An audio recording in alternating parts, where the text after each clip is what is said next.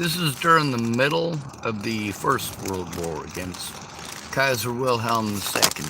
As some of you may know, Kaiser Wilhelm II was the German emperor or German Kaiser,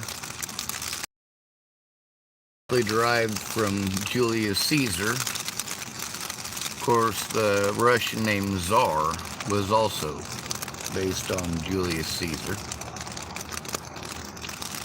Long history. Just like the history of Istanbul and the history of Constantinople, and my phone is about to die, so I better plug it in. So what is this agreement? Alright, so I had actually read about this, but I couldn't tell you what's on the Magna Carta or any of that stuff. If you start telling me what it's about, then I'll remember. And that's usually what it takes. Now, when I was reading about the Sykes-picot Agreement, I was also remembering King Richard the Lionheart and his battle with Saladin, who, by the way, was not Muslim.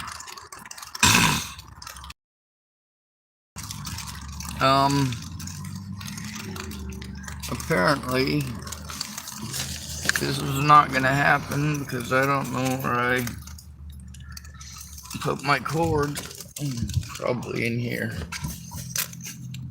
Yep.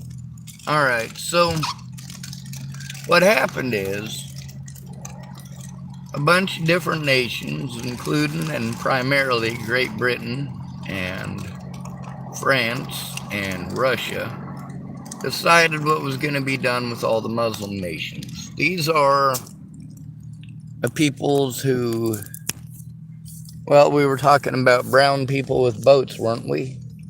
And about how a lot of these people are even darker than just brown. Yeah. Alright, so I should probably find a place to put my phone while I make this video. The current victims of the Sykes-picot Agreement is literally all of us. A lot of the fights in Serbia, a lot of the stuff in the Balkans, you know, this is all where the Ottoman Empire, which was the premier Muslim empire of the time, the British and the French and the Russians all decided how it was going to be divided up and among who, on language, resources, or religion. So you've got people who were supposed to abide by European borders that were established in 1916 based on what? And people are expected to be cut off from their families because of this. The nations that were given the land, shit, yes, people land grabbed very quick, fast, and in a hurry.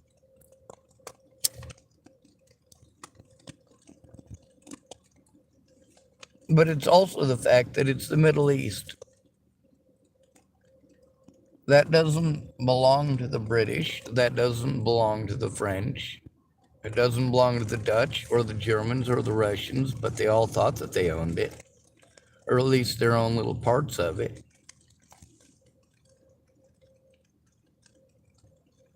Is it windy out of here? Well, yep.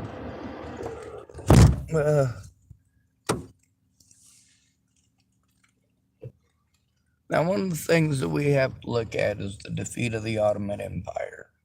It's also 2 years into the war. The war started in 1914, and it ended in 1918. Mostly. Technically, though, it was just a ceasefire until 1919.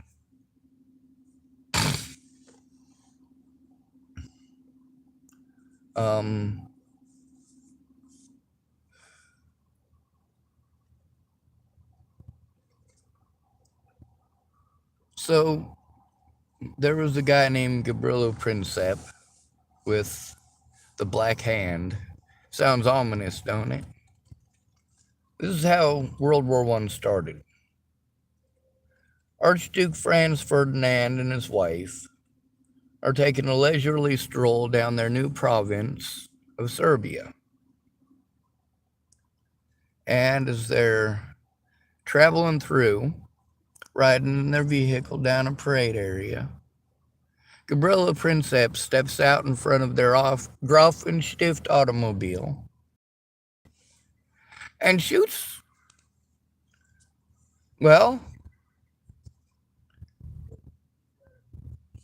the Crown Prince of Austria and his wife, the next in line for the throne. And that's what kicked off World War I. Now, 2 years later, the Triple Entente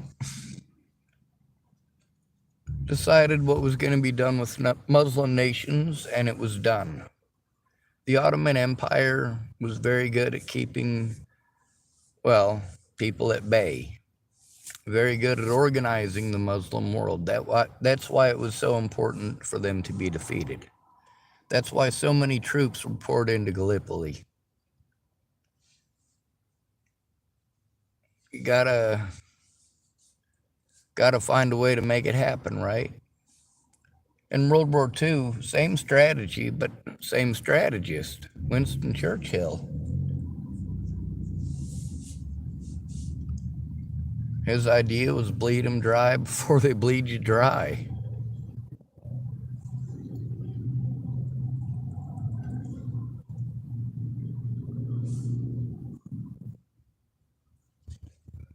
Trench warfare, well, we can thank the Samoans for that.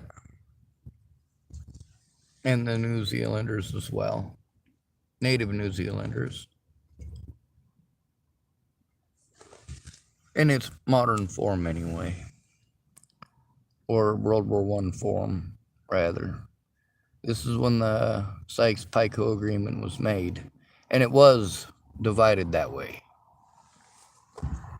They wanted to make sure that stability in the region was down to a minimum. By making artificial borders, you create a land grab. When you create a land grab, there's a lot of people who go, man, that's mine. What do you mean it's yours? Why are you putting people up with guns to prevent me from going back to my own house? What's wrong with you? And what do we get? Killing. And more killing. And even more killing and more rivalries and a bunch of infighting. Yeah, it's going to happen. And no, they're not going to be happy, especially with the United States for reinforcing and backing it up.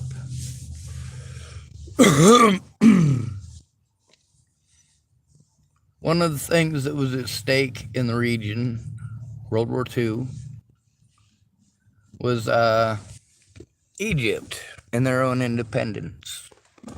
It also stood in the way of India and their independence.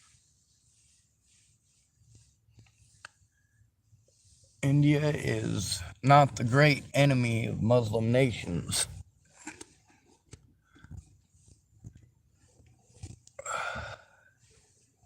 Now, when they gained their independence, it was important to them, much like we're all looking at nations like, Kosovo, and then later on after Kosovo, we've got, there's a long list. Afghanistan, Iraq, Kuwait, chronic instability, same land grab, the descendants of those people saying, hey man, that used to be our land before the Europeans cut us up. You got people in Kuwait who used to be a part of what Iraq used to be. There used to be a dream of a modern Persian empire even, with a king and everything.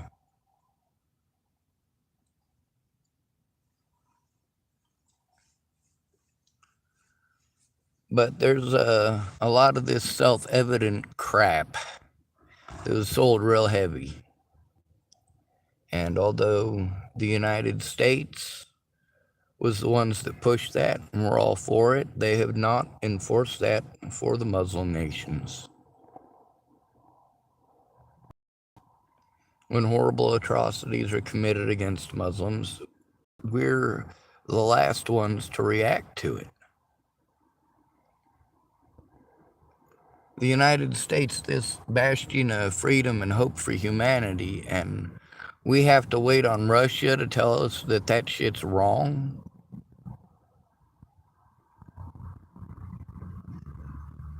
I don't understand how it is that we're being so judgmental as people, or towards people on the other side of the planet. I mean, look at what we're doing to our own people here.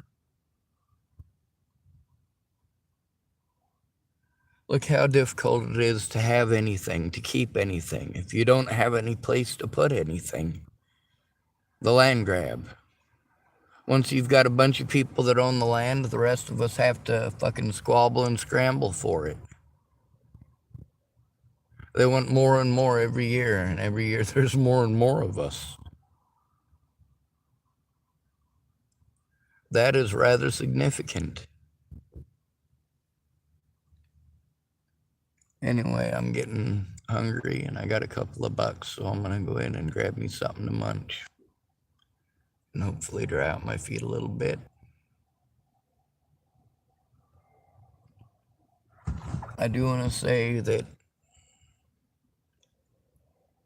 although I was slightly studied up on the acts, on the Sykes-picot situation, I just didn't know the name of it, and I didn't know a lot of the details that I was learning about.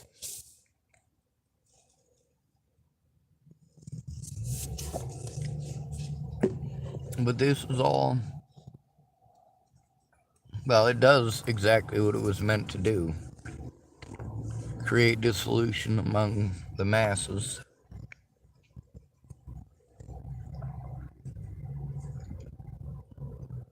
You leave them to their own devices long enough, and hopefully you'll get technologically advanced beyond their capabilities. But then again, what kind of abilities do you have, and why do you have them? You have them so that you got better stuff than the next guy. Well, the next guy, he might not want to play with those weapons himself. He'll make expensive weapons too. And he'll give them to them poor people and let them fight it out with you. Cold Wars.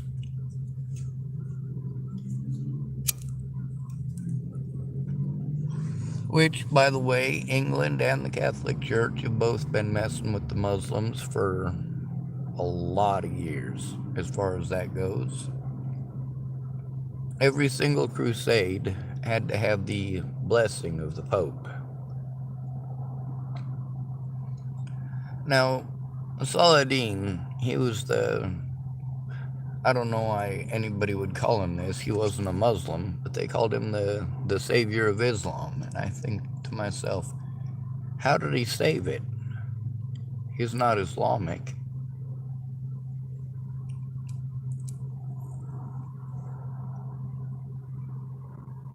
Anyway, it is my firm belief that there is a way to stop all this fighting. But we got to understand that people do think in different ways. And folks who don't think the same shouldn't be forced into a situation where they have to live together and govern each other.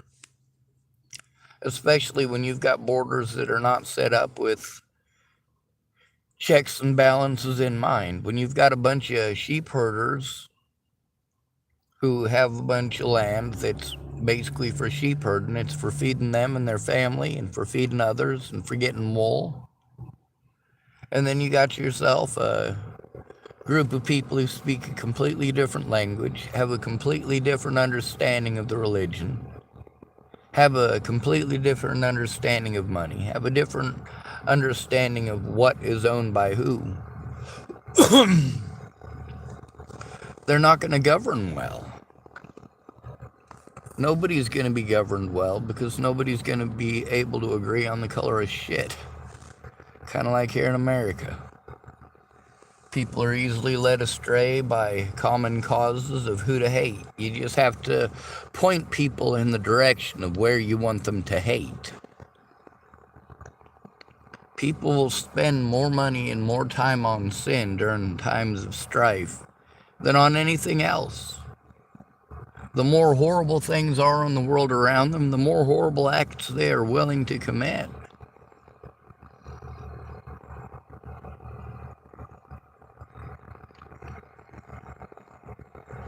So we've got a bunch of places where the borders that we have in modern day have destroyed not only architectural artifacts that are thousands of years old, but also destroyed a lot of architecture that was naturally made and required for the function of many other nations. And they want to go to a court of nations to decide whether or not they can build here or build there. This is in a lot of different Muslim nations. Here in the United States, we don't so much have that problem, do we? We don't really fight so much with Canada over rivers that are at the border, unless it's about pollution.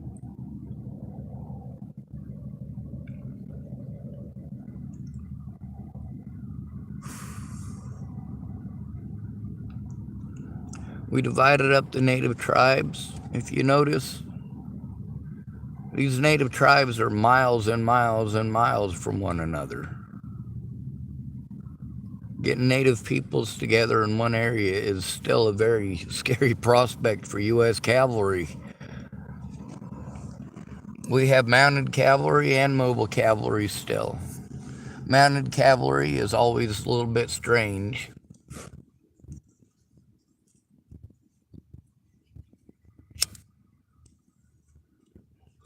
The reason for that is because we keep running into situations like the division that we have in Afghanistan between one group of peoples and another largely comes down to them living in the geographic locations that they were living in at the time the war ended, and it was all subdivided into however they wanted to put it.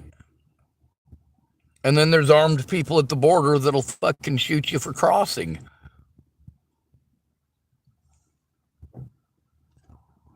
Land grab and power grab. Many of them died never seeing their relatives, never being able to see their relatives, never being allowed to see their relatives, being forced to speak a different language, being forced to believe differently under threat of gunpoint because, well, when you've got instability like that, when it's instability that is created by divvying a nation up like that, or several nations, I should say, that's really bad for the economy. That's bad for production. It's just bad all around. Anything that's in another port with your flag on it, do you get it when it's subdivided? It created a big hornet's nest and a big mess, and then we had a lot of other countries that thought they should have independence because they spoke different languages. But we intentionally made sure that we fucked things up in the Slavic regions. We had to. That's our buffer zone with the Muslims. That's the land route they got to take. And of course, we had to reinforce Greece. When the war was over, that was very important. Sure, they're a different type of Orthodox, but they're very unorthodox for being Orthodox. And although there's a Muslim population that's growing there, it's very much our buffer zone from Muslim aggression. Russia to the north agreed to these terms, and they'll reinforce these terms. Every Muslim nation has to be worried that Russia, the United States, Great Britain, and France will all send troops to try to enforce the lines that are already there. All of the world's major powers are willing to send troops there to keep it destabilized. All of them. Every one of them. Checks and balances. By fighting our wars in brown regions, that being regions along the equator, we'd reduce the amount of white civilian deaths. Primarily, these governments are run by people who want to look out for their own people. That's where this whole racial division thing ends up being. Do black people who are minorities in the United States really want to make it into we're going to make it a you against me thing? Make it into a race war? No. Nobody wants anything like that here. The ones that do are sick in the head.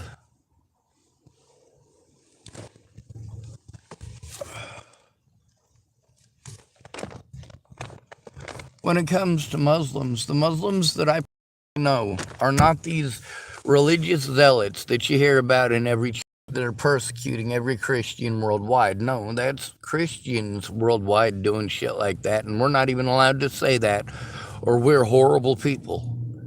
That's how we get treated in the United States. You cannot defend Muslims, or you're a horrible person who's a America hater. But I remember when we stopped blaming the commies for everything. That's what we called the Russians back then, didn't we? 1980s. They were the commies. We stopped blaming them and started blaming the Russians, or started blaming the Muslims in like 1987. We already knew Russia was folding. We already knew they overspent. We already knew we for surely had the technological advantage over them.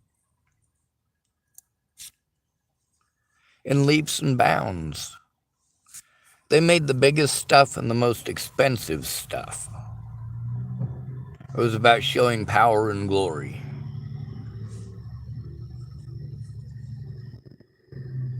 For America, it was about quantity. Mass quantities of the same thing. Between 31 of our missile silo submarines and 6 Russian ones, ain't much of a contest there.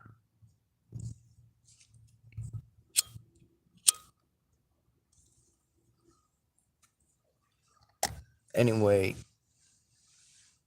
what we consider the Western world, that does need to include Russia. Russia and China have strains for a reason. Vietnam did not actually become communist. Did you know that? Vietnam is not a communist nation.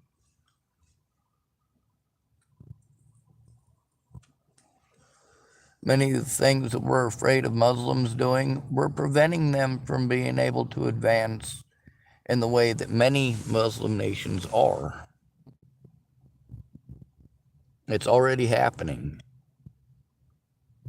We get to see a lot of the stuff that is in Dubai and allowed in Dubai. It is one of the most futuristic cities on the planet, if not the most. There's also a lot of desert out there, and there's a lot that can be done with it as long as you know what to do and what plants you can grow. There's also ways of fighting back the sandstorms. There's a lot of agricultural stuff to be learned. And as far as Muslims go, we want to look at their cavalry. How there's these folks who are running around on horses in the mountains, right? This was the Taliban to us. Well, in World War II, that was the Germans. In World War I, it was all of the major nations. The United States doesn't have a permanent cavalry force, and as a result, they have to relearn it, and they have to source out local animals, and they have to learn to ride with local peoples, which means they have to get local equestrians to agree not only to the loaning of the horses, but also the training and also riding along so that those Americans who are on them horses don't end up getting killed. What ends up happening there is that American soldiers who now must become cavalrymen because it's the only way to get through the mountains in some regions, well, they're riding on old mares because they're sure-footed and they're capable of allowing a child to ride on their back without doing much. All right, good to be with you. Thanks for coming to visit. Stay out of trouble or don't get caught. Remember, you are your brother's keeper and no victim left behind. That includes Muslims, and we're going to get to a part 2 about this one. It's very interesting stuff.